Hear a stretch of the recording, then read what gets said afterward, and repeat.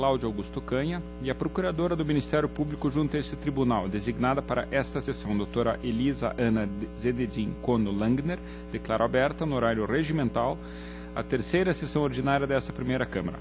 Ausente o conselheiro Artagão de Matos Leão, por motivo de férias, tendo sido designado para substituí-lo o conselheiro substituto Cláudio Augusto Canha, conforme portaria 27/16, disponibilizada no Diário Eletrônico número 1281, de 19 de janeiro de 2016. Ausente o conselheiro substituto Sérgio Ricardo Valadares Fonseca, por motivo justificado. Submeto à apreciação do colegiado a ata número 2 da sessão ordinária do dia 19 de janeiro de 2016. Aprovada.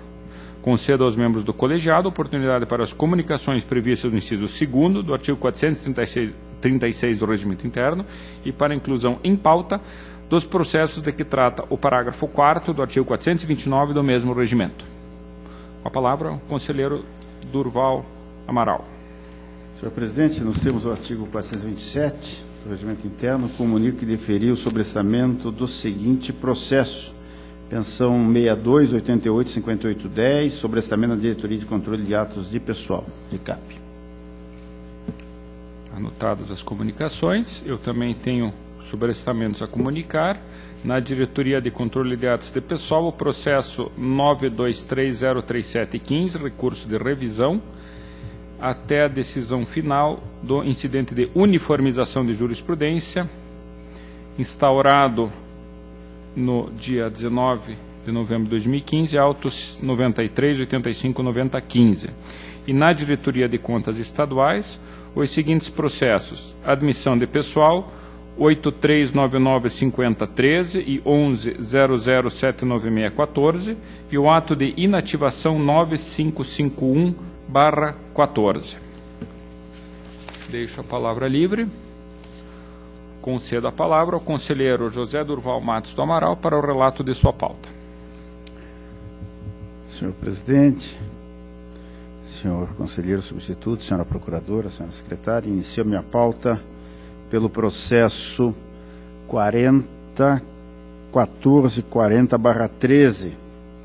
Tratam os presentes autos de tomada de contas extraordinária, instaurada por força do Acórdão 1012 de 2013 da Primeira Câmara, de minha relatoria, proferida no processo 494304/09, para apuração de eventual responsabilidade pela prática de ato ilegal na concessão de aposentadoria, que gerou dano aos cofres públicos.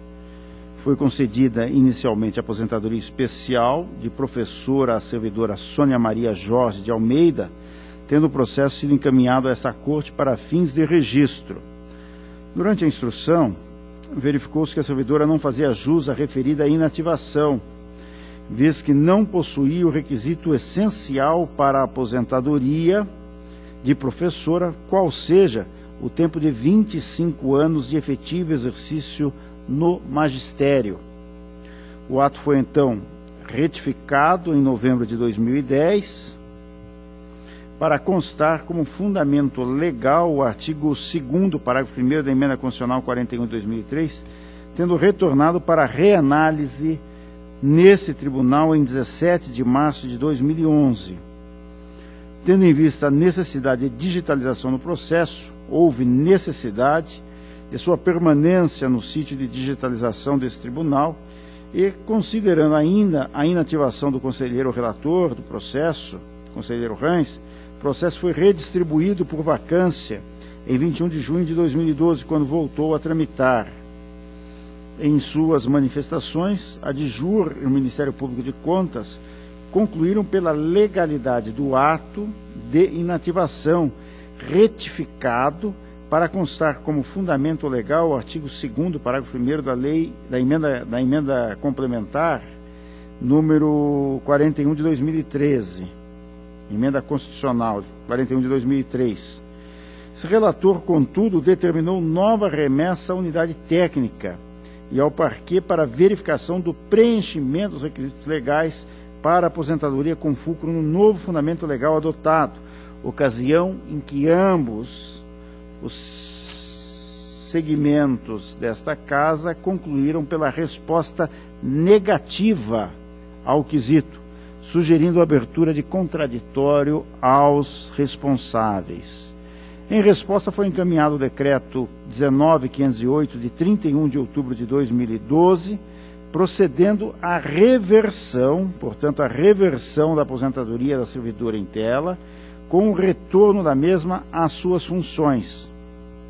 A diretoria jurídica, após a análise da documentação encaminhada, opinou pelo encerramento do processo por perda de objeto, no que foi acompanhada pelo Ministério Público de Contas. Diante do prejuízo ao erário, em razão da aposentadoria concedida ilegalmente, o Acórdão 1012/3 da Primeira Câmara determinou a instauração de tomada de contas para apuração da responsabilidade na concessão da aposentadoria fora dos ditames legais. Foram incluídos no processo como interessados o senhor Edemilson Siqueira Pukanski e Eros Danilo Araújo, ex-prefeitos e gestores dos atos, além do senhor Neemias Carneiro, superintendente-geral do Fundo Previdenciário, no período, para apresentação de contraditório. Considerando as defesas apresentadas, foram ainda citados Andressa Cristina Almeida, Marcelo Cristiano de Moraes e Arnaldo José Romão, profissionais que atuaram como assessores jurídicos e ou procuradores do município nos autos de aposentadoria. Tendo apreciado todas as peças de defesa apresentadas, a Diretoria de Controle de Atos de Pessoal concluiu que a responsabilidade pela concessão da aposentadoria, ora tratada, fora dos ditames legais, foi da advogada Andressa Cristina Almeida Chaves, a quem cabia analisar a legalidade do ato frente à normativa constitucional vigente.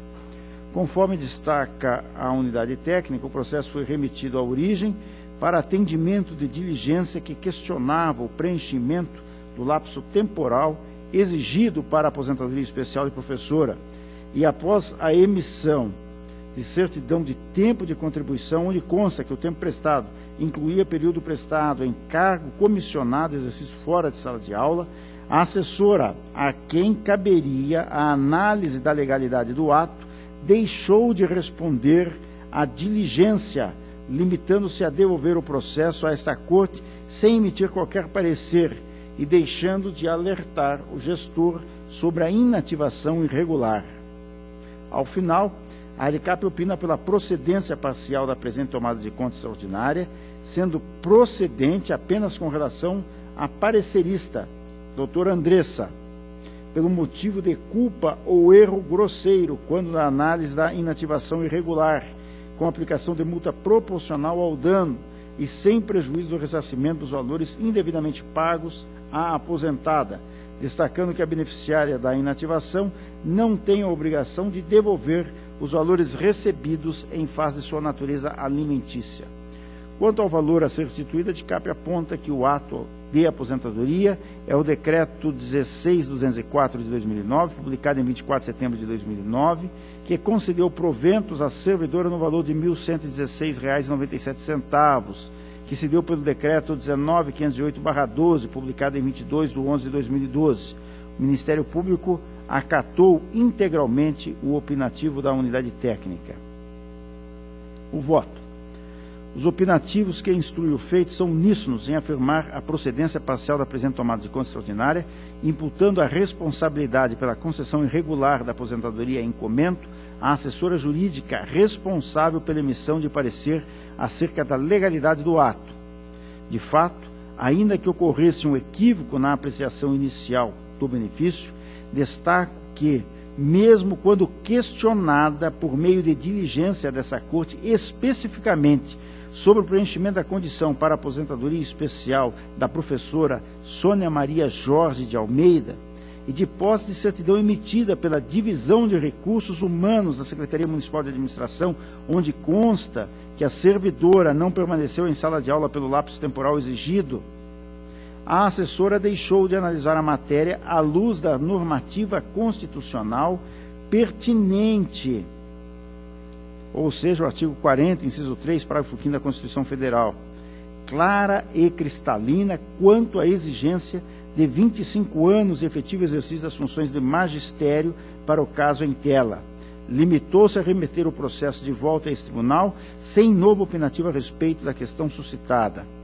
Ainda após novo encaminhamento do processo à origem para verificação do fundamento legal do ato de aposentadoria da servidora, vez que na instrução ficou evidenciada a inaplicabilidade da aposentadoria especial de professora, a assessora ratificou o novo fundamento sugerido em informação exarada por assistente executivo do FUNPREV,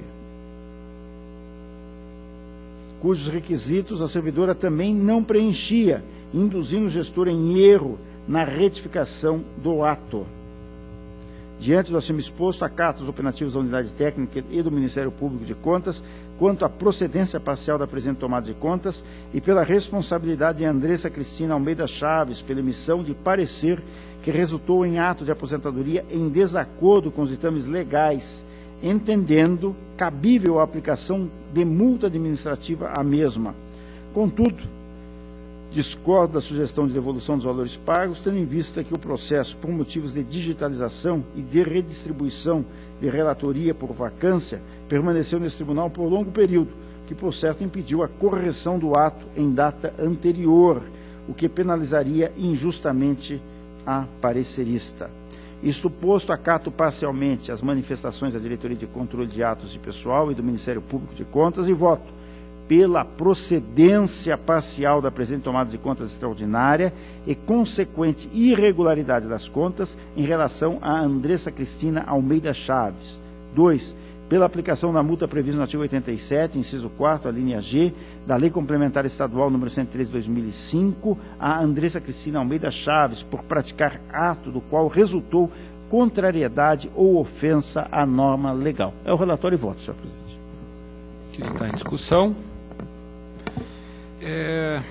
Ilustre conselheiro Dr. Durval Amaral, eu tive a oportunidade de examinar esse processo, porque essas questões sempre são complexas com relação à responsabilidade de assessor jurídico. E, nesse caso, especificamente, Vossa Excelência foi absolutamente preciso no relato. Me parece a interpretação que eu faço dos fatos é que efetivamente houve marchas e contramarchas na apreciação desse ato, sem dúvida nenhuma. Como Vossa Excelência bem colocou, inicialmente havia questionamento da diretoria técnica quanto à comprovação dos 25 anos de magistério. O Instituto Previdenciário concordou com esse questionamento, mas observou que haveria então o tempo normal de 30 anos, conforme a informação da unidade técnica, e quando o processo retornou ao tribunal, Vossa Excelência bem colocou que ficou um tempo em digitalização e, na verdade, teve a vacância da vaga de conselheiro. E naquela oportunidade, do jeito que estava o ato, a DICAP e o Ministério Público opinaram pela legalidade e registro do ato. Isso está aqui nas peças 33 e 34 do processo originário. Na verdade, foi graças ao extremo zelo de Vossa Excelência que, estudando esse processo com o cuidado que ele é habitual, verificou a questão do pedágio. Então, os 30 anos deveria ter um acréscimo em função da idade, né, que não havia sido complementada nos termos da regra transitória da emenda constitucional número 20. E, acertadamente, sem dúvida nenhuma, determinou o processo que regressasse em diligência. E o que eu percebo da sequência é que, após a edição do despacho de Vossa Excelência, com essa diligência, em 29 de outubro de 2012, o Instituto Previdenciário, o Fundo Previdenciário, aliás, comunica a reversão da aposentadoria, como Vossa Excelência bem colocou. Então, me parece, doutor Durval, que muito embora Vossa Excelência tenha efetivamente feito uma análise absolutamente precisa da situação, eu não vislumbraria, nesse caso, uma situação de culpa grave da profissional do direito, de descuido das suas funções, nesse caso específico. Haja vista que, como eu disse, a Diretoria de Controle de Atos de Pessoal à época e o Ministério Público de Contas haviam opinado pela legalidade do ato. Então, me parece que, se houve alguma negligência, ela foi comum aos órgãos desta Corte e, na verdade, foi a diligência de Vossa Excelência que trouxe novos esclarecimentos e efetivamente culminou com a reversão do ato. Então, como eu entendo que a condição para o apenamento da assessora jurídica seria a demonstração de culpa grave, e nesse caso me parece que houve sim, talvez um descuido quanto à observância da regra constitucional, mas não propriamente um descuido de tal gravidade, eu proporia a conversão dessa irregularidade em ressalva sem o apenamento. E observo, inclusive, que esse processo esteve também aos cuidados do procurador do município, que também não tomou as providências que eventualmente lhe seriam devidas. Então, eu ouso, nesse caso, ter uma avaliação diversa dos fatos indicados por Vossa Excelência, como indicativos da culpa da servidora, e proporia, então, alternativamente, a conversão dessa irregularidade em ressalva. Mas a matéria continua em discussão.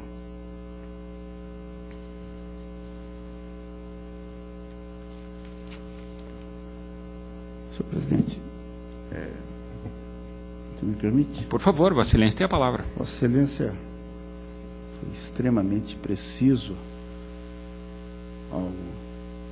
ao relatar com minúcias, inclusive, todo o processo, poder de síntese exemplar, e eu até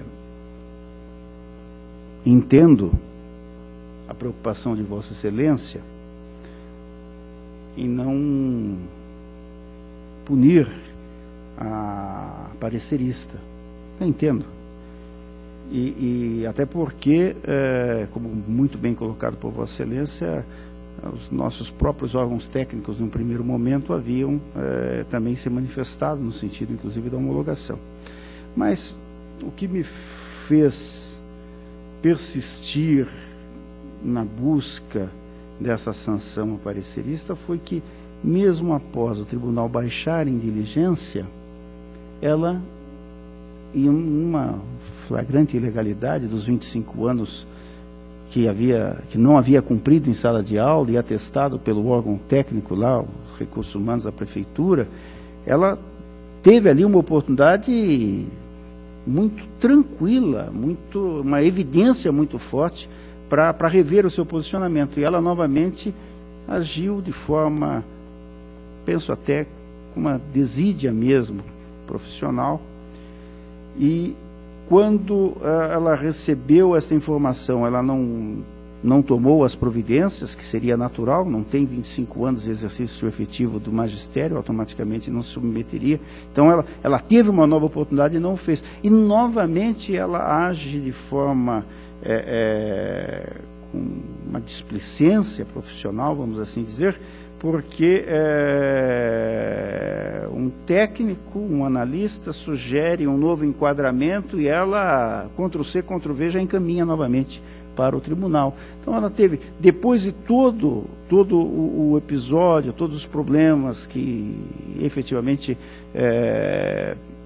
ela poderia ter passado também desapercebida profissionalmente, ela teve duas outras oportunidades muito claras, muito cristalinas, e insistiu, posso assim dizer, no erro. Então, por isso que eu vou não determinar, e não estou sugerindo também a devolução dos recursos recebidos indevidamente pela professora, e nem essa devolução que fosse feita pela servidora, pela parecerista, mas pelo menos uma multa até para que tenha um caráter didático, pedagógico, para que ela possa, nos próximos pareceres, analisar com um pouco mais de profundidade. Então, Latíssima Vênia, vou manter a minha proposta.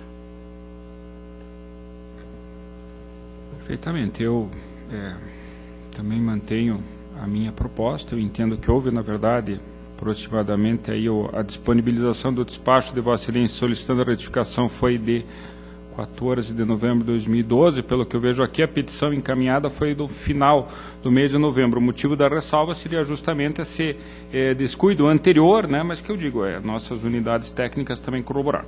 Então, temos duas propostas. Vossa Excelência propõe a irregularidade das contas com aplicação de multa, e eu proponho a conversão dessa irregularidade em ressalva sem aplicação de sanções.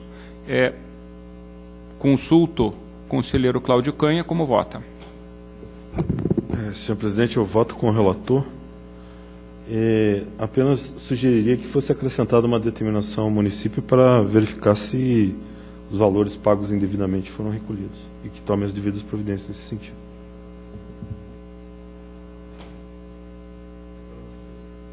Consulto o relator, se acolhe a sugestão do...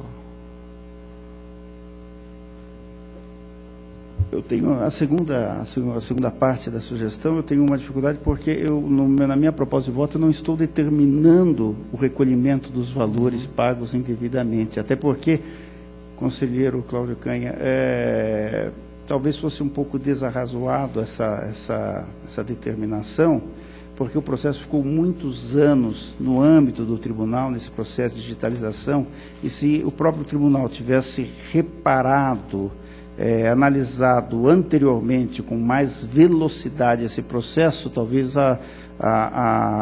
o dano não teria sido tão exagerado. Então, de certa forma, o próprio tribunal deu causa. Então, eu vou manter a minha proposta na íntegra. Original. Então, por 2 votos a 1, por maioria, foi aprovada a proposta de Vossa Excelência pela procedência com irregularidade das contas e aplicação de multa sem devolução de valores. Vossa Excelência continua com a palavra. O processo 58.1586/15 do município de Ângulo. Pela ordem, doutor Durval, se Vossa Excelência me permite, eu gostaria de solicitar vista desse processo. Não há oposição. Processo número 80.5971/12. Trata os autos de prestação de contas e transferência voluntária celebrada entre o município de Curitiba e a APPF de Rio Negro, no valor de R$ 22.284, referente ao exercício de 2012, de um total de R$ 178.051,35, repassados por força do convênio, que teve por objeto o auxílio financeiro para a descentralização do CMEIS. A Diretoria de Análise e Transferências opina pela regularidade das contas, com ressalva em razão da falta de apresentação dos orçamentos, das pesquisas de preços realizadas e das ausências do termo de cumprimento dos objetivos assinado pelo fiscal da transferência, originalmente designado, com aplicação de multas aos responsáveis, sem prejuízo da expedição de recomendação para a correção das falhas formais decorrentes do período de adaptação ao Sistema de Informações de Transferências, SIT. De acordo com a unidade técnica, os valores repassados nos exercícios anteriores não foram objeto de prestação de contas, em face do disposto na Resolução número 3 de 2006, vigente à época. O Ministério Público de Contas, por sua vez, opina pela conversão dos autos em tomada de conta extraordinária para verificação de legalidade da aplicação dos recursos públicos remanescentes, cuja prestação de contas não foi submetida ao controle desse Tribunal de Contas, ou se, havendo anuência com a tese exposta pela unidade técnica, no sentido de que, nos termos da Resolução 3 de 2006, estão dispensados da prestação de contas a esse tribunal os repasses de recursos públicos voluntariamente transferidos por municípios paranaenses às entidades do terceiro setor em períodos anteriores ao exercício de 2012. Fecha aspas. O voto. Analisando o feito, verifica-se que as impropriedades detectadas são de cunho formal, denotando a ausência de materialidade e dano ao erário ou quaisquer fatos que tenham prejudicado a execução do objeto conveniado, tendo a unidade técnica observado que as informações prestadas no Sistema Integrado de Transferências são capazes de atestar o cumprimento dos objetivos avançados.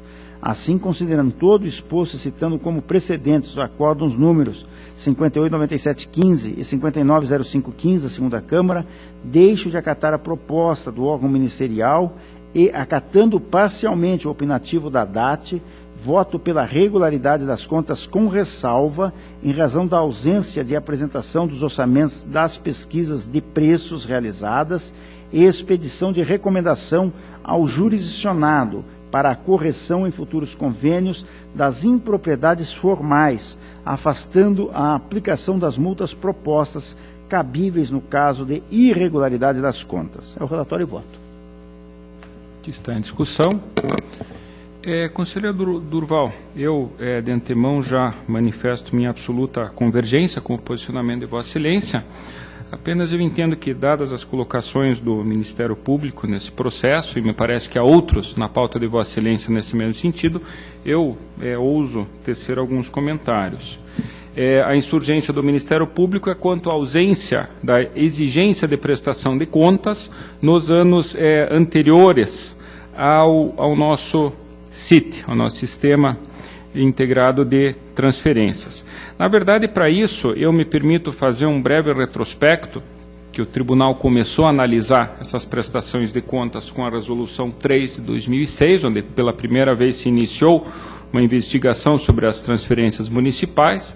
Depois isso foi incrementado com a Resolução 27 de 2008, e o que se descobriu, em primeiro lugar, é que efetivamente havia fatos a serem investigados pelo tribunal, sem dúvida nenhuma, fatos da maior relevância, mas que, por outro lado, o tribunal não teria condições operacionais de verificar todas essas transferências. Então, o que se passou a partir daí foi um processo de amadurecimento da análise dessas transferências, acompanhado de auditorias que foram realizados em diversos municípios ao longo de diversos anos, até que, com a Resolução 28 de 2011, o Tribunal conseguiu, realmente, e a implantação do sistema integrado, uma evolução nesse sentido. Nós deparamos, entretanto, novamente com um problema que é o número excessivo de processos que realmente acabam congestionando a DAT e o Ministério Público, os nossos gabinetes, e me parece que a saída racional, no momento, realmente seja um novo estudo desses processos, justamente para analisarmos a viabilidade operacional de uma fiscalização adequada. Então, com todo o respeito ao parecerista, a minha conclusão é absolutamente o contrário. Me parece que nós voltarmos ao período anterior à resolução número 28 para exigirmos contas de transferências com o terceiro setor, notadamente com APPs, APMFs, me parece uma missão absolutamente despropositada e sem nenhum resultado prático para o tribunal. E é diferente, evidentemente, a situação com relação às OCIPs, que aí existe toda uma legislação, já desde 1999, com a Lei 9.790, são estabelecidos os requisitos para essa prestação de contas, prevê-se a necessidade de prestação de contas no tribunal. Então, me parece que são situações que obedecem a um regime jurídico bastante diverso. E até, curiosamente, e esse é até o motivo que eu me alongo, na primeira sessão desse ano, da primeira Câmara, eu tive a oportunidade de relatar um processo. Na verdade, era um relatório extenso da DAT, e que justamente foi feita essa diferenciação entre os requisitos para as entidades normais do terceiro setor, entendidas essas associações beneficentes, e das OCIPs. E naquela decisão, é o Acórdão 5/16, ficou estabelecido que são critérios diferentes. Com isso, eu quero dizer o seguinte: em primeiro lugar, que me parece que não é o caso absolutamente de nós regredirmos no tempo, darmos um passo atrás e exigirmos prestações de contas anteriores a 2011 dessas entidades do terceiro setor, mas sim de olhar para frente e justamente verificar operacionalmente como a fiscalização do tribunal pode ser mais eficiente, e que essa linha de raciocínio não tem absolutamente nenhuma pertinência com as transferências dos termos de parcerias à OCIP, que obedecem a um outro regramento, que foram objetos de diversas decisões desta Corte e que, portanto, são assuntos diversos. Então, apenas eu parabenizo Vossa Excelência pela solução adotada e apenas me senti na obrigação de fazer esses esclarecimentos a fim de que não haja um mal-entendido com relação a essa decisão. A matéria está em discussão. Senhor presidente. Com a palavra, o Ministério Público, a doutora Elisa. Diante que o Ministério Público não entrou no mérito da questão, ele abriu uma preliminar e ela foi rejeitada, eu solicito nova audiência no protocolo.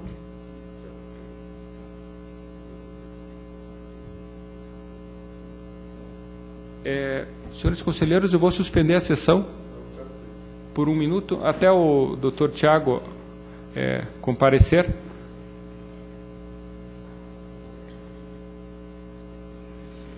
Nova audiência.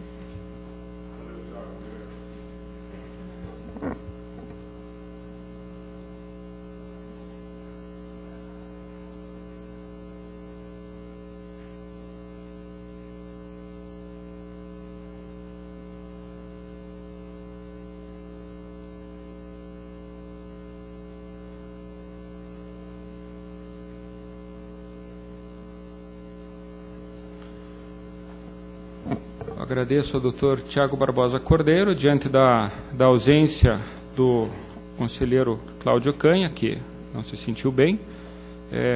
Foi convocado, então, o doutor Tiago, a quem de antemão já agradeço a presença. Mas naquele processo que o doutor Durval havia relatado, há um pedido de nova audiência do Ministério Público, uma vez que não houve exame de mérito, que me parece então, procedente o pedido, nova audiência concedida ao Ministério Público. Vossa Excelência continua com a palavra, doutor Durval. Agradeço a Vossa Excelência, as boas-vindas ao conselheiro substituto, doutor Tiago. Bom, eu tenho 2 outros processos que são assemelhados, então acredito que também devem ser deferidas também para a nova audiência, é isso? Perfeitamente. Salvo engano, são os processos 66, 49, 80, 13... e 90, 82, 98, 14. Perfeitamente. Então, ambos com nova audiência para o Ministério Público. Perfeito. Então, agora o processo 27.8100/13 trata os autos de prestação de contas de transferência voluntária celebrada entre o município de Santa Mariana e a Associação Marianense Estudantil de Santa Mariana, no valor de R$55 mil, tendo por objeto transporte escolar.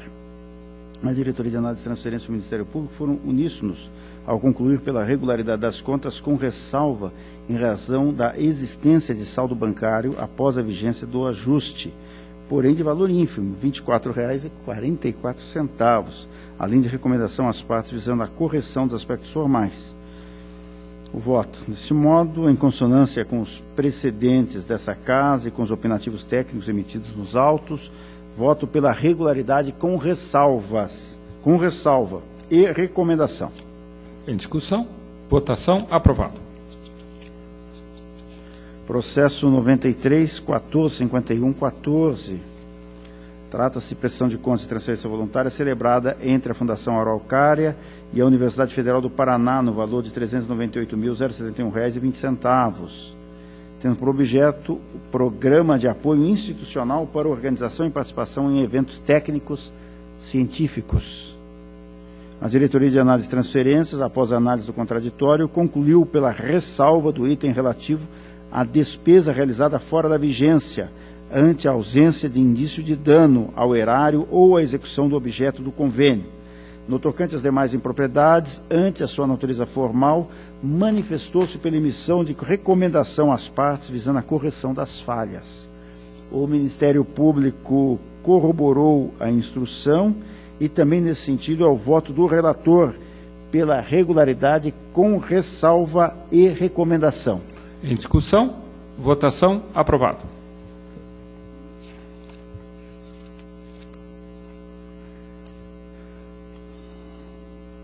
Processo 27.40.27/14, trata os autos de prestação de contas da Câmara de Fernandes Pinheiro relativamente ao exercício de 14. Após a apresentação de resposta ao contraditório e documentos, a DCM manifestou-se pelo saneamento das restrições e opinou pela regularidade das contas.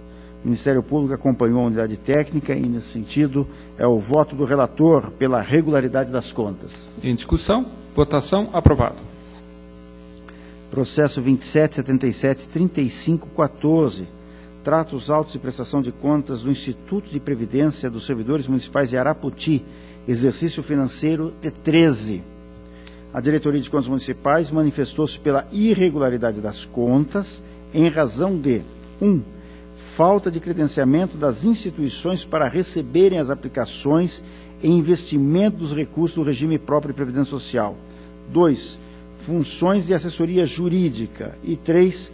Funções de contabilidade realizadas de forma contrária ao prejulgado número 6 deste tribunal. A DCM considerou ainda os outros aspectos passíveis de conversão em ressalva. O Ministério Público acompanhou integralmente o opinativo da unidade técnica. O voto inicialmente diverge do posicionamento da DCM relativo à ausência do credenciamento, vez que, à época da presente prestação de contas, estava vigente a portaria número 519 do Ministério de Previdência Social, de 14 de agosto de 2011, a qual não fazia menção à realização de credenciamento prévio para aplicações dos recursos financeiros dos regimes próprios de previdência sociais, cuja exigência veio prevista na portaria do MPS 440, de 9 de outubro de 2013, ou seja, no final do exercício analisado. Destaco ainda que no demonstrativo analítico das aplicações previdenciárias, peça 21, consta que as aplicações foram realizadas no Banco do Brasil e na Caixa Econômica Federal, e não em instituições privadas. Afasto, pois, a referida irregularidade. Relativamente ao não atendimento ao disposto no prejulgado número 6 desse tribunal, apesar do vertido pela unidade técnica e pelo órgão ministerial, não entendo por razoável que apenas o referido item tenha um condão de macular a gestão do órgão previdenciário por inteira. Por óbvio, não se pode negar que a assessoria contábil e jurídica da entidade deveria estar a cargo de advogado e de contador efetivo. Contudo, conforme defesa apresentada pelo gestor responsável, o regular provimento dos cargos depende de projeto de lei do Poder Executivo Municipal, providência que solicitou ao prefeito do município. Deste modo, em que pese no ano do exercício das contas a questão do exercício do cargo de contador e de assessor jurídico, não ter guardado a devida harmonia com a orientação constante do prejulgado número 6, não se pode negar que o superintendente do fundo adotou as medidas que se encontravam ao seu alcance. Assim, no exercício das contas, restou o fato como única impropriedade da gestão e, por não vislumbrá-lo como robusto bastante para atrair a pecha da irregularidade, prefiro ressalvar a impropriedade ao teor de outros julgados dessa Corte no mesmo sentido. Diante do exposto, divirjo parcialmente da instrução e do parecer ministerial, voto pela regularidade das contas com ressalvas em face da terceirização das funções de contabilidade e de assessoria jurídica em desacordo com o disposto do prejulgado número 6 desse tribunal, da falta de encaminhamento da lei de fixação do limite da taxa de administração para despesas de organização e funcionamento da unidade gestora do regime próprio de previdência social e da inconsistência no registro do passivo atuarial em relação ao laudo respectivo do exercício de 2013. Em discussão, com a palavra o conselheiro Tiago. Senhor presidente, senhor relator, eu vou solicitar a vistas desse processo em mesa e explico.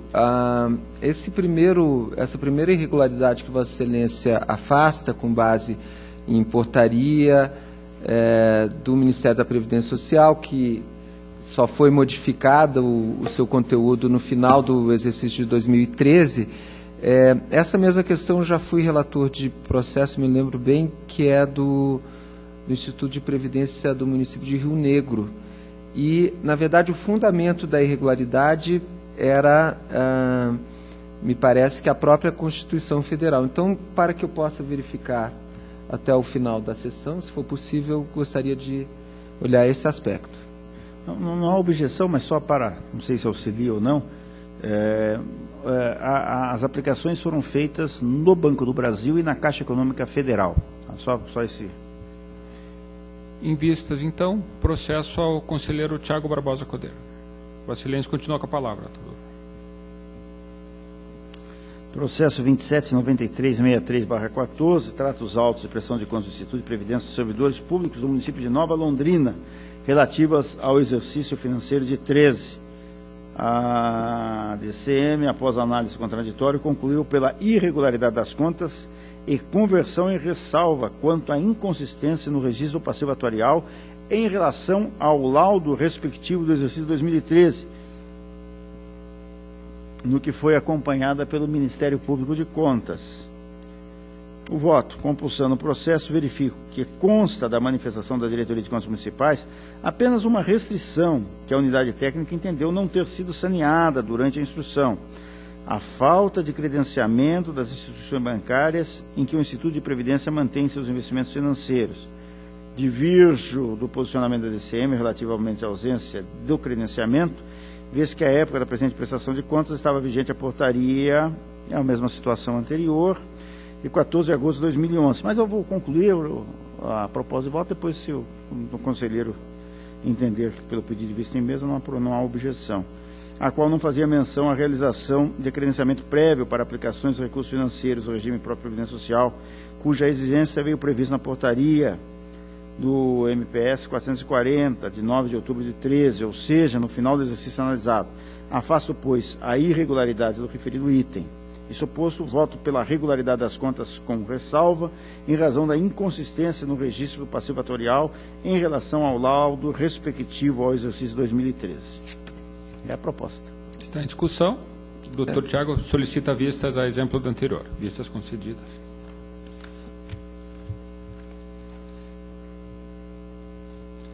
Processos 41, 21, 28, 14, trata os presentes autos e prestação de contas da Secretaria Municipal de Educação de Londrina, relativas ao exercício de 2014, de 2013.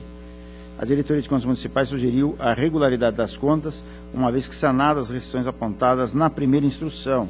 Da mesma forma, o Ministério Público junto corroborou integralmente o opinativo técnico. Compulsando os autos, verifica que a entidade realizou a juntada de novo parecer do Conselho do Fundeb, do novo relatório de controle interno, contemplando as observações realizadas pela unidade técnica em sua primeira análise. Assim, acompanho os opinativos exarados e voto pela regularidade das contas. Em discussão, votação, aprovado. Processo 18.21.0015, trata os autos de prestação de contas da Câmara Municipal de Marilândia do Sul, relativo ao exercício 14. A DCM procedeu à análise detalhada da documentação apresentada, opinando por sua regularidade. O Ministério Público acompanhou a unidade técnica. Destarte em vista do contido nos presentes autos e lastreado nos elementos constantes da instrução, voto pela regularidade das contas. Em discussão, votação, aprovado. Processo 25675815, trata os autos de prestação de contas da Câmara Municipal de Marilena, relativo ao exercício 14. A DCM e o Ministério Público opinaram pela regularidade das contas apresentadas. Do exposto, considerando a análise efetuada pela unidade técnica, opinativo ministerial, voto pela regularidade das contas. Em discussão, votação, aprovado. Processo 2570-7614, trata os autos de prestação de contas do município de Ortigueira, relativos ao exercício financeiro de 2013. A DCM, após a análise contraditória, concluiu pela regularidade das contas, uma vez que restaram sanadas as impropriedades detectadas inicialmente. O Ministério Público não se opôs ao opinativo técnico. No exposto, acompanhando a instrução em parecer ministerial, voto pela emissão de parecer prévio pela regularidade das contas. Em discussão, votação, aprovado. Processo 2647-2214, trata os autos de prestação de contas do município de Iguaraçu relativas ao exercício financeiro de 2013.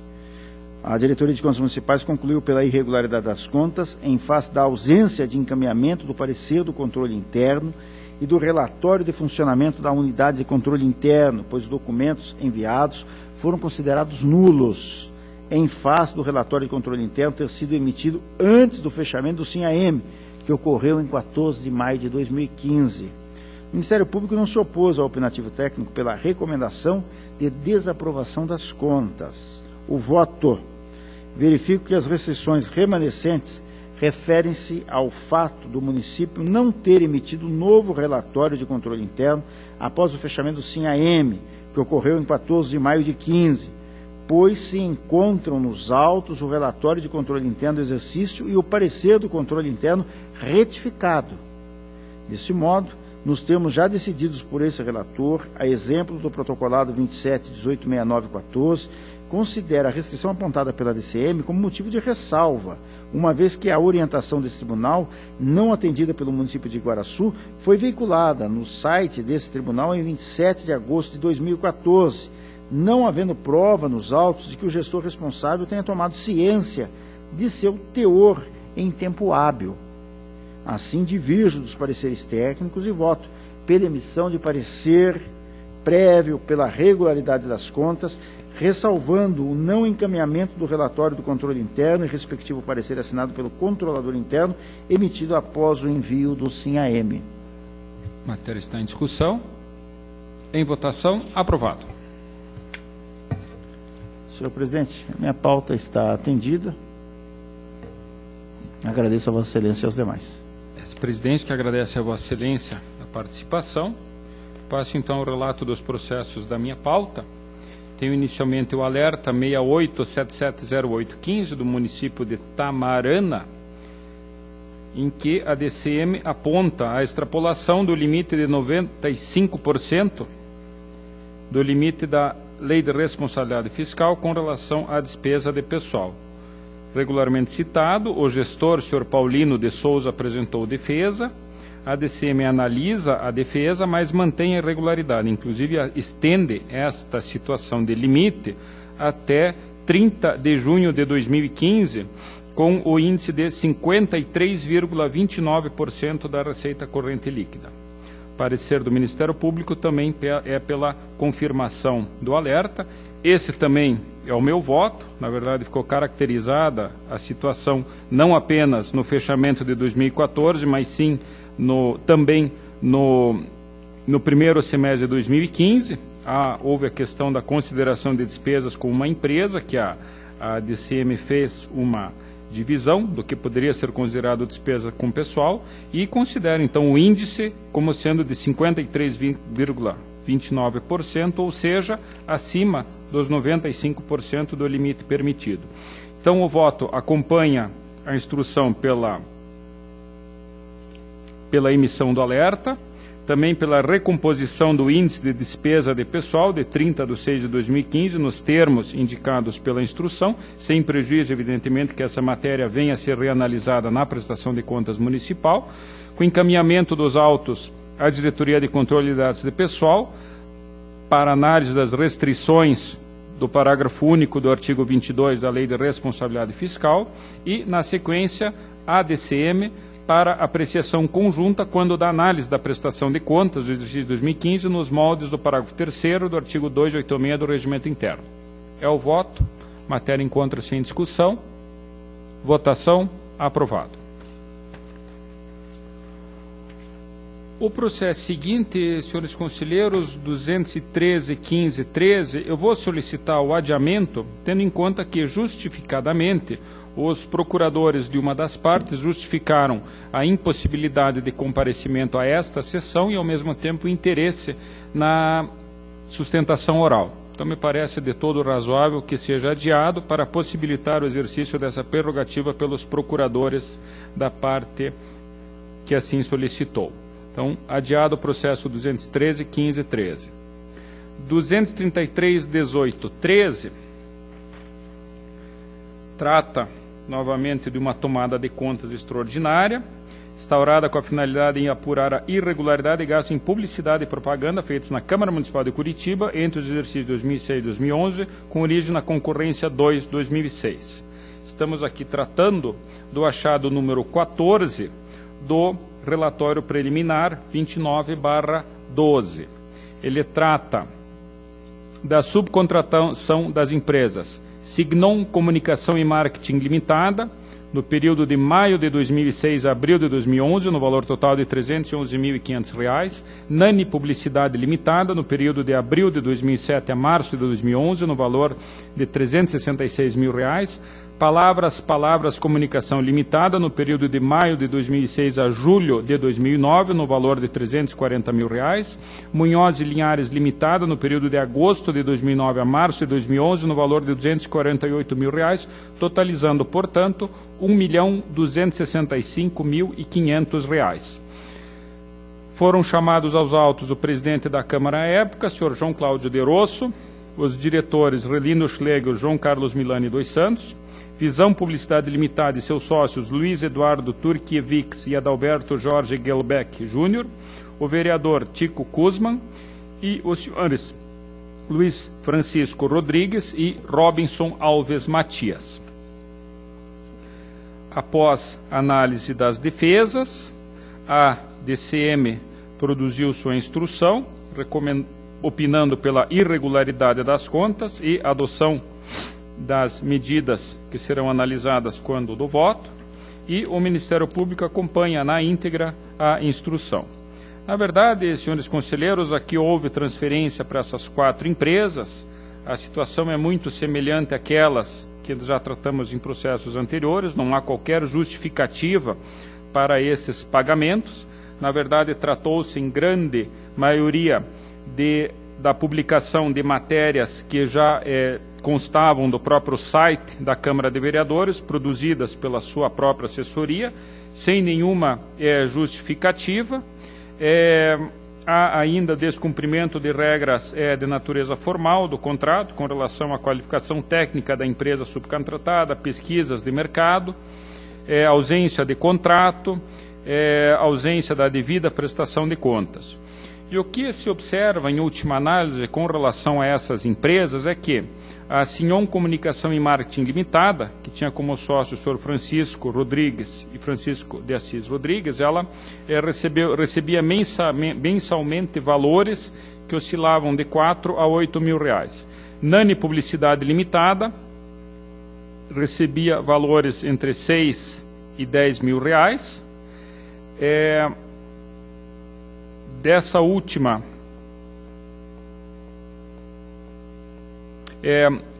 constava que o senhor Robinson Alves Matias era um dos sócios, e esse sócio ocupou, durante um certo período, na verdade, de janeiro de 2009 a março de 2011, ocupou um cargo no gabinete do vereador citado, o senhor Tico Kuzman. Ainda com relação às 2 outras empresas, foi verificado que, com relação a Palavras Comunicação Limitada, no endereço indicado, funciona uma mercearia Jaboti, e Munhoz e Linhares Limitada, na verdade, é uma empresa de consultoria em tecnologia da informação. Então, o que se verifica aqui, senhores conselheiros, é que tratava-se de empresas de fachada, que, em relação às quais eram feitos pagamentos mediante a emissão de notas fiscais. Com agravante, nesse caso aqui, que essas notas fiscais referiam-se, em muitos casos, a publicações em jornais que já haviam sido pagos diretamente por esses mesmos jornais. O relatório traz Gazeta do Povo, Estado do Paraná e Diário Popular, que, por sinal, não reconheceram como intermediárias nenhuma dessas empresas citadas. Então, evidentemente que não houve a devida prestação dos serviços. Me parece, então, que o caso fica bastante claro, que, somado à ausência de justificativa dessas despesas, não há sequer a mínima comprovação dos serviços prestados, e ainda o material que foi trazido aos autos como eventual indicação dessas publicações, traz um cunho manifestamente de promoção pessoal em ofensa ao artigo 37, parágrafo 1º da Constituição Federal. Não há dúvida, portanto, com relação à irregularidade dessas despesas. Com relação à responsabilização, a exemplo dos processos anteriores, acresce-se à devolução, evidentemente, o valor de 10%, que referente à comissão que era paga à agência Visão Publicidade, responsabilidade integral pela devolução do senhor João Cláudio de Rosso, presidente à época, que acumulava também a função de fiscal do contrato, a exemplo dos processos anteriores, eu também deixo de imputar responsabilidade ao Sr. Relino Schlegel e João Carlos Milani dos Santos, entendendo que a sua atribuição não exigia a análise da natureza em si das despesas, da necessidade, mas apenas da regularidade formal da documentação. Imputo a multa do artigo 87, inciso 4G, pela extemporaneidade com que a parte dessa documentação era recebida, em alguns casos, posteriormente ao pagamento feito. Imputa responsabilidade integral à Visão Publicidade, responsável por todos esses pagamentos, e a seus sócios, baseada na teoria da desconsideração da personalidade jurídica, conforme já foi várias vezes relatado e decidido, e atribuo ainda a responsabilidade primeiro ao senhor Robson Alves Matias, uma vez que ele estava lotado no gabinete do vereador Leônidas Edson Kuzman entre janeiro de 2005 e agosto de 2008. Na verdade, há uma particularidade que a defesa desse servidor alega que teria havido a retirada dele da sociedade. Ele teria vendido, então, em 1º de julho de 2006, sua parte ao senhor Luiz Francisco Rodrigues. Entretanto, essa transação não foi levada ao competente registro. Consequentemente, por força do que dispõe a nossa legislação, e eu cito o Código Civil, artigos 997, 1003 e 1057, ela não tem validade. Então, para todos os efeitos, perante terceiros, o senhor Robson ainda era, sim, o responsável pela sociedade e continua a responder perante os terceiros. Então, me parece que não se trata de uma mera formalidade, mas sim de uma medida que visava justamente a transferência dessas cotas da sociedade, com a agravante bem apontada pela Diretoria de Contas Municipais, de que as notas fiscais emitidas, mesmo após essa suposta retirada da sociedade, ainda continham o nome anterior, Nani Matias Publicidade, ou Matias, em nítida referência ao senhor Robson Alves Matias, e também o endereço eletrônico mencionado continha também o nome Robinson Matias. Então, me parece que não houve a comprovação da regular exclusão, da regular saída desse servidor da sociedade, motivo pelo qual ele deve responder por essas despesas irregulares. Eu cito no meu voto a incompatibilidade dessa contratação, por ser ele servidor municipal, do artigo 98 da Lei Orgânica do Município, artigo 209 do Estatuto dos Funcionários Públicos do Município de Curitiba, além do artigo 9º, inciso 3º e parágrafo 3º da nossa Lei de Licitações. Cabe a responsabilidade integral pelas 4 empresas com relação ao senhor Luiz Francisco Rodrigues. E aí há uma peculiaridade: ele era sócio das empresas Signon e Nani e atuou emitindo notas fiscais em nome das outras empresas, Palavras e Munhoz e Linhares. Na verdade, a DCM traz as notas fiscais e é exatamente a mesma grafia.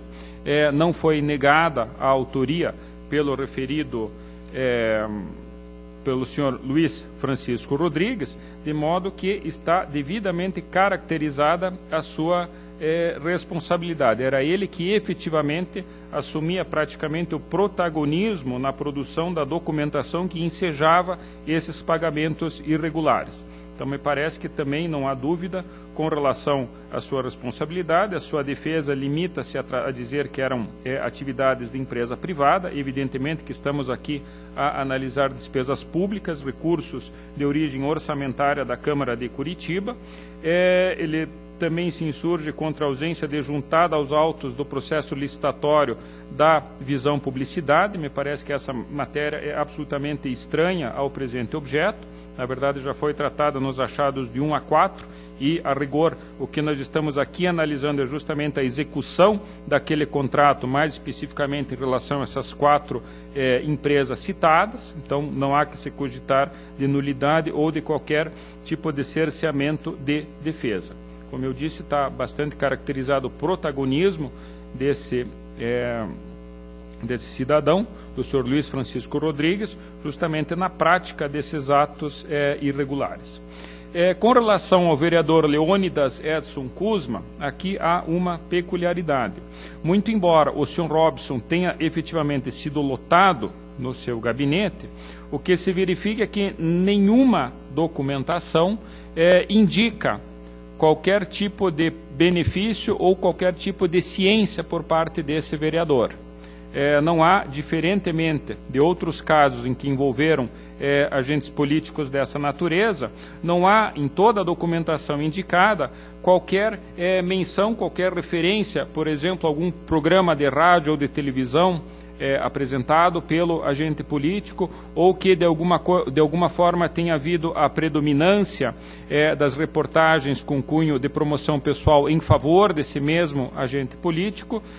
Enfim, não há nos autos qualquer indicação específica de que ele tenha sido beneficiado e nem mesmo que ele tenha tido ciência. E aqui me parece que é um caso diferente dos anteriores que tratamos, em que eu entendo não configurada a culpa invigilando, haja vista que, como foi mencionado, o senhor Robson, que era o servidor do gabinete, apresentou uma declaração de que ele não participava mais daquela sociedade. Muito embora juridicamente essa declaração não tenha validade, evidentemente, porque apenas com o competente registro é feita a exclusão.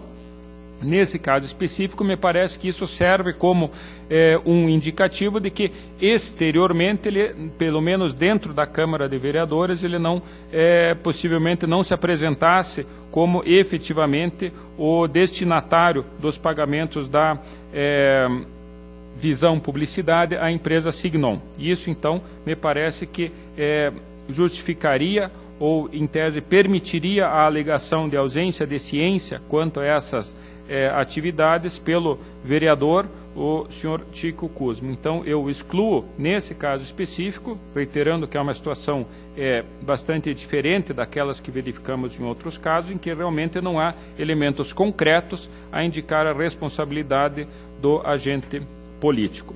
Eu ainda aplico, com relação a todos aqueles que foram condenados à devolução, a multa proporcional ao dano. O senhor João Cláudio de Rosso, o senhor Robson Alves Matias e o senhor Luiz Francisco Rodrigues no percentual de 30% e aos sócios da Visão Publicidade no percentual de 15%. Ainda aplico a multa do artigo 87, inciso 4, a linha G, ao senhor João Cláudio de Rosso e aos sócios da Visão Publicidade, Luiz Eduardo Gluck Turkiewicz, Adalberto Jorge Gelbeck Júnior, pelo descumprimento dos artigos 66 e 67 da Lei de Licitações, que tratam justamente do cumprimento das cláusulas contratuais. Eu recomendo ainda a imposição das limitações com relação à contratação com o poder público, a declaração de inidoneidade aos agentes públicos e ao sócio da Visão já mencionadas, e também com impedimento de exercício de cargos em comissão. Então, basicamente, senhores conselheiros, o voto é pela irregularidade das contas com a aplicação de todas essas sanções que eu elenquei. A matéria encontra-se em discussão. Encerrada a discussão, em votação, aprovado. Passo agora à prestação de contas de transferência 18723108. É um processo de uma prestação de contas de transferência entre o Consórcio Intermunicipal de Saúde do Oeste do Paraná em Cascavel, CISOP, e a Organização para o Desenvolvimento Social e Cidadania, ORDESC, realizada por meio do termo de parceria, firmado em 1º de agosto de 2007, sendo que, nesse caso, estamos analisando os repasses realizados em 2008, que totalizaram R$ 1.263.681,79. A instrução do processo é bastante complexa. Ao final, a Diretoria de Análise de Transferências manifestou-se pela irregularidade das contas, em razão da ausência dos seguintes documentos: demonstrativo comprovando despesas administrativas no período de janeiro a maio de 2008, totalizando o valor de R$ 48.895,19. a falta de apresentação do plano de trabalho equivalente, compatível com o objeto executado na parceria, parecer e relatório de auditores independentes referentes ao exercício de 2008, comprovantes de publicação dos extratos do relatório de execução física e financeira relativo ao exercício de 2008. Em face da não comprovação da integral utilização da taxa administrativa com despesas da entidade, a unidade propôs a devolução solidária do valor mencionado da referida taxa administrativa que não teria sido comprovado. O Ministério Público corroborou a instrução. Eu, na qualidade de relator, solicitei esclarecimentos à Diretoria de Análise e Transferências, que manteve seu opinativo e, no mesmo sentido, foi o parecer do Ministério Público de Contas. Na verdade, o meu voto converge em boa parte com a DAT. Eu entendo que, efetivamente, as 4 irregularidades restaram devidamente caracterizadas. A ausência de demonstrativo das despesas administrativas, a falta na não apresentação do plano de trabalho compatível com o objeto, a ausência do parecer dos relatórios independentes e ainda de publicação dos extratos. As minhas divergências aqui, primeiro eu registro uma preliminar, que não foi abordada pela unidade técnica, em que o dirigente do consórcio, o Sr. Antônio Lauri dos Santos, havia indicado a pendência de decisão dessa mesma matéria na tomada de conta extraordinária 718-3808. Na verdade, verificando, aquele processo trata do termo das transferências ocorridas em 2007 e os presentes tratam de 2008. Então, não há efetivamente a identidade do julgamento. Portanto, são processos independentes.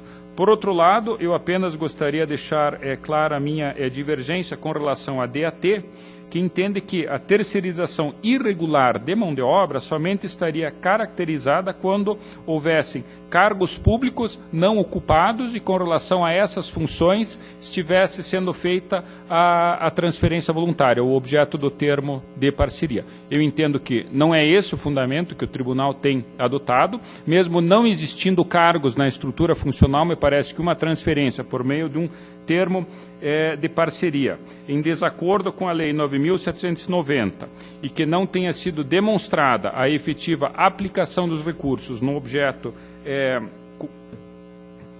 acertado e que ainda sem o caráter complementar, obrigatório caráter de complementaridade, me parece que constitui sim irregularidade.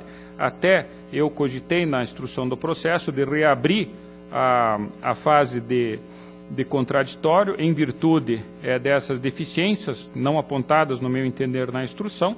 Entretanto, por estarmos tratando de um processo de transferências de 2008, me parece que não seria profícuo a reabertura da instrução. Então, eu adotei, por ora, as conclusões da Diretoria de Análise de Transferências, divergindo, porém, quanto ao fundamento do afastamento preliminar da irregularidade da terceirização.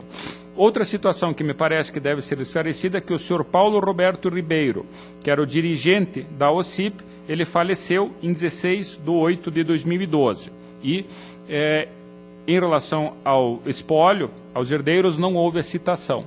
Me parece, então, de todo impossível promovermos a condenação, seja dele, por estar falecido, seja do espólio, por não ter havido a competente citação. E na mesma linha de raciocínio do item anterior, me parece que agora reabrirmos uma fase de contraditório com a citação do espólio para que apresente defesa em relação a fatos de 2008, realmente me parece que causaria transtornos, de modo que, nesse caso, excepcionalmente, a minha proposta é de que não seja adotada a teoria da desconstituição da personalidade jurídica, preconizada pelo incidente de uniformização de jurisprudência número 3, de forma excepcional, eu repito, em virtude justamente do falecimento do dirigente da entidade e dos transtornos que a citação do espólio, nesse momento processual, causaria.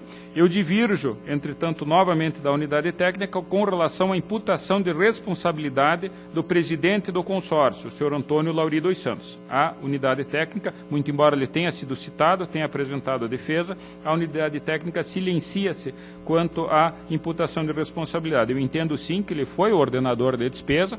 Nós aqui estamos falando de um valor de despesas administrativas que não foi comprovado, eu trago até a jurisprudência do próprio, da uniformização número 3 e do TCU, no sentido de que na condição de gestor é obrigação, é ônus, a comprovação da regular aplicação dos valores, justamente na qualidade de ordenador da despesa, de modo que me parece inafastável a imputação de responsabilidade ao gestor do consórcio à época, o gestor público, o senhor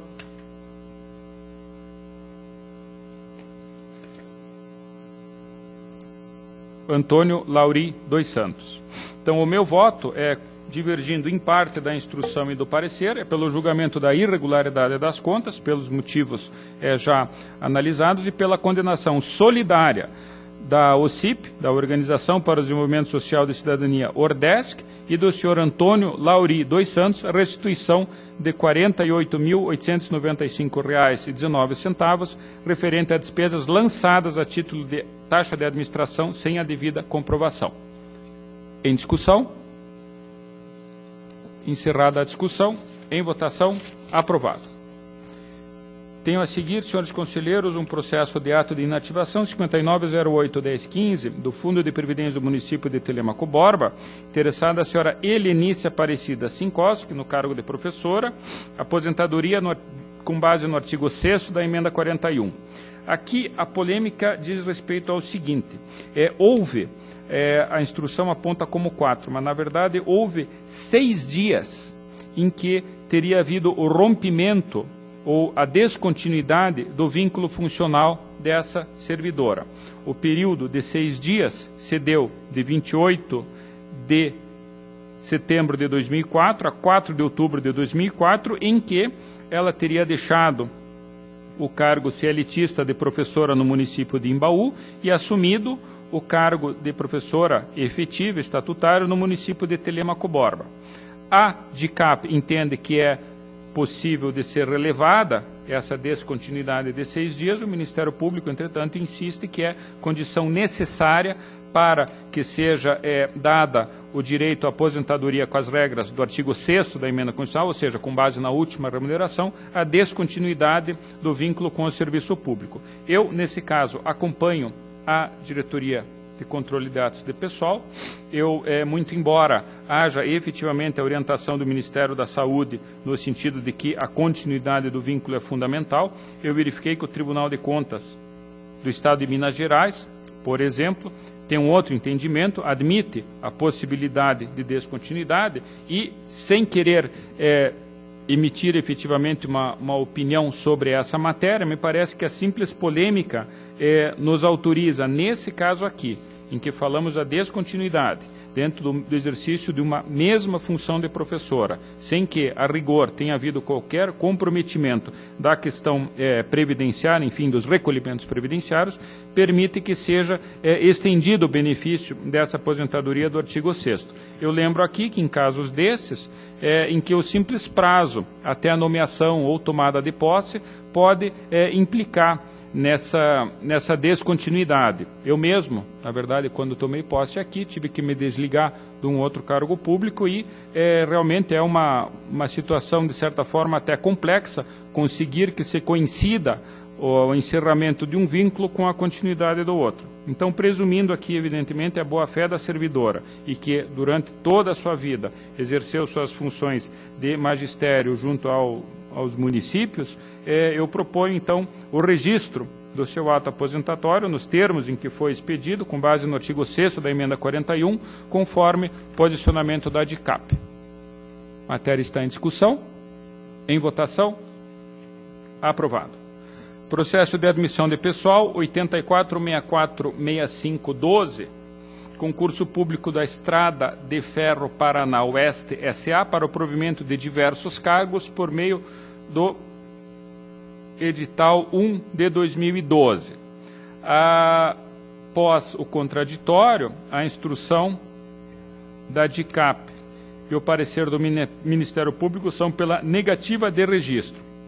Os motivos são a ausência da publicação do ato designando a comissão de concurso público, indicação da qualificação profissional de seus membros, ausência de declaração de que os responsáveis pela condução administrativa do certame pela elaboração e correção da prova não são cônjuge, companheiro e parentes consanguíneos ou afins até terceiro grau dos candidatos inscritos, ainda ausência de extratos contratuais e, que me parece o mais relevante, a declaração do responsável de que todos os admitidos apresentaram declaração de que não ocupam outro cargo ou emprego público em qualquer das esferas de governo, bem como não percebem benefício proveniente do regime próprio de Previdência Social, do regime geral de Previdência Social, relativo a emprego público.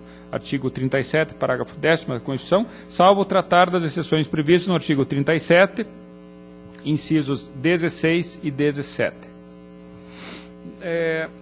O meu voto, senhores conselheiros, eu acompanho a negativa de registro, ainda que em tese fosse possível relevar a ausência da publicação da comissão de concurso, tendo em conta que efetivamente o concurso foi realizado, foi contratada uma entidade, e ainda até a ausência dos extratos dos contratos, uma vez que isso até tem precedentes nessa primeira e também na segunda Câmara, eu entendo que a ausência de declaração de que os responsáveis pela aplicação da prova não possuem parentesco com os candidatos, e mais ainda, a ausência da declaração de não cumulação impedem efetivamente o registro.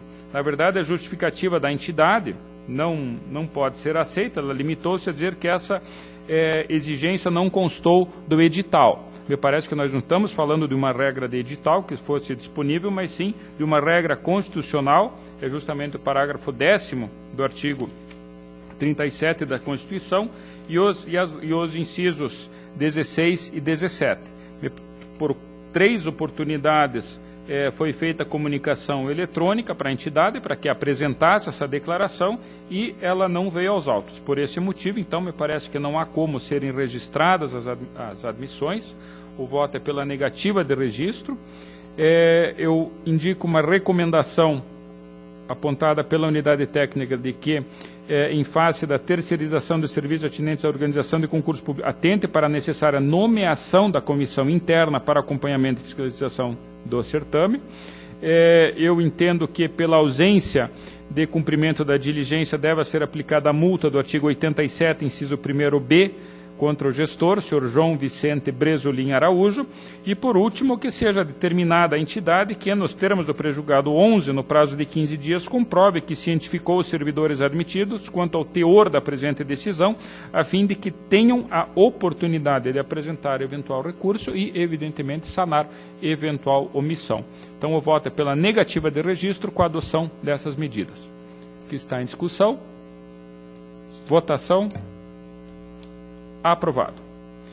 Tenho agora 16 processos, senhores conselheiros, de prestações de contas anuais, em que há absoluta convergência da DCM e do Ministério Público pela regularidade das contas, e esse também ao voto. Eu vou anunciá-los. São os processos 269-37614, da Câmara Municipal de Pinhal de São Bento, 270-36614, Fundo para Custeio de Previdência, Aposentadoria e Pensões dos Servidores Públicos do Município de União da Vitória, 270-544-14, do Instituto Municipal de Assistência ao Servidor Público de União da Vitória. Todas essas prestações eram do exercício de 2013. 207-2815, Câmara Municipal de Tapira, 203-63815, Fundo de Aposentadoria e Pensões dos Servidores Públicos de Pérola, 205-98315, da Câmara Municipal de Reserva, essas contas todas do exercício de 2014, 212-64515, Câmara Municipal de Siqueira Campos, 218-37615, Câmara Municipal de Cafeara, 22-84-9515, Câmara Municipal de Rio Azul, 244-415-15, Câmara Municipal de Tapejara, também do exercício de 2014, 245-57-48-15, Câmara Municipal de Tamarana, 256-880-15, Câmara Municipal de Pérola, 259-587-15, Câmara Municipal de Cafelândia, 262-227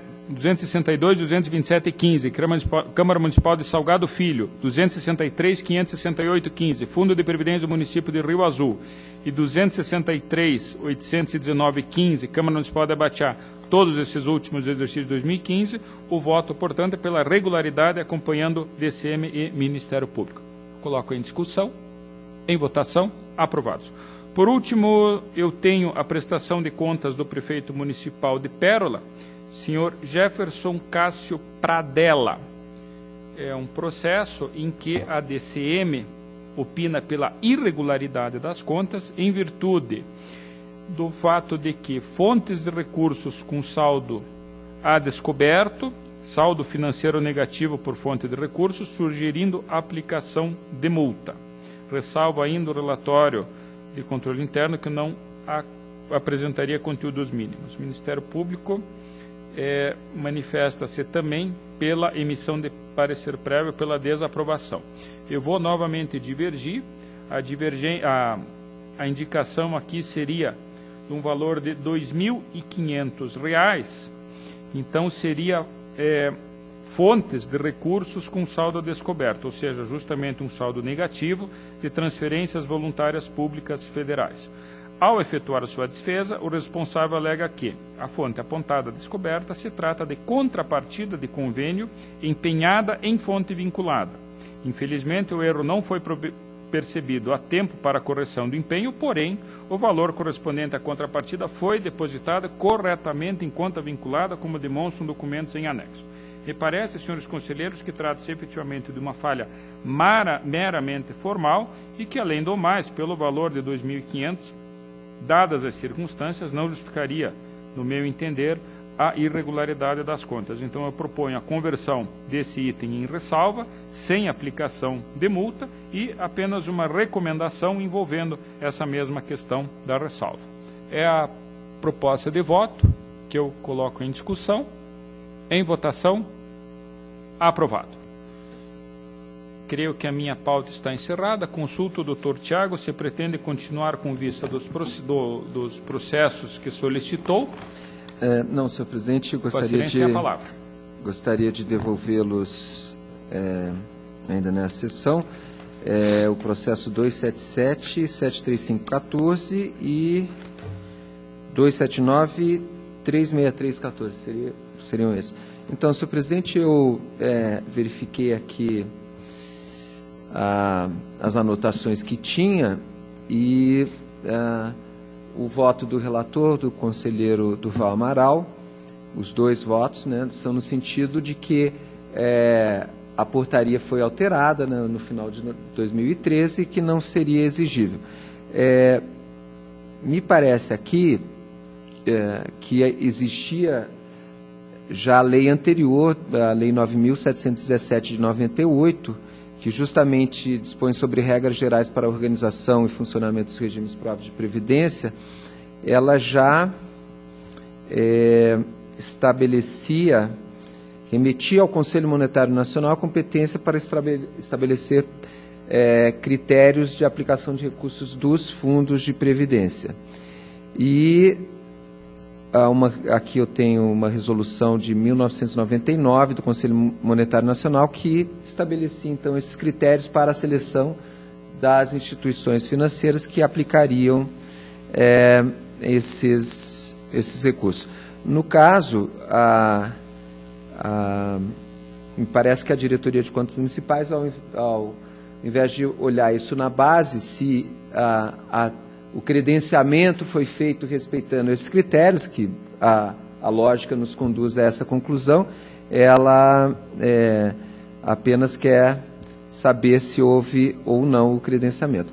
No primeiro caso de Araputi, Vossa Excelência comentou que as aplicações teriam sido feitas na Caixa do Banco do Brasil. No caso de Londrina... De Nova Londrina, aí também seria a mesma situação.